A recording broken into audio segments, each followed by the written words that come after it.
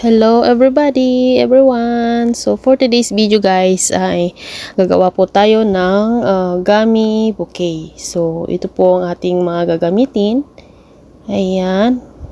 Isang bouquet lang po ang ating gagamitin guys, no? So gagamitin po natin lahat ito. Mga iba't ibang klase po ng gummies.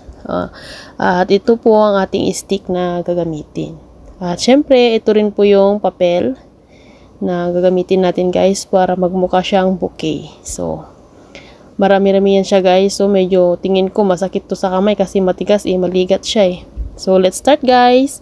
So, naglagay na ako dito sa ating plate at sisimulan ko na po siyang itusok sa ating mga stick. So, tingin ko ito medyo okay pa siya.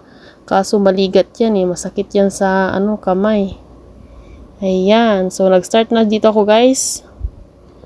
At yan, lagay ko na mga iba't ibang klase. At gagawin ko na siyang parang barbecue.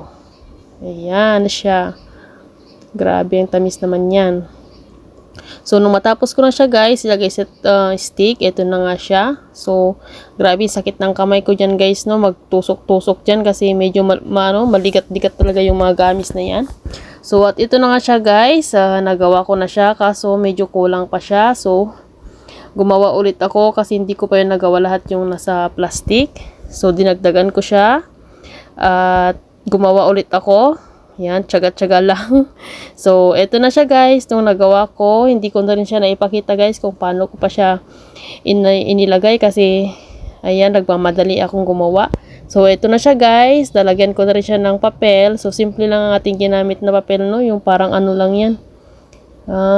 Yan. So, ito na siya guys, ang ating gummy bouquet. Thank you for watching guys.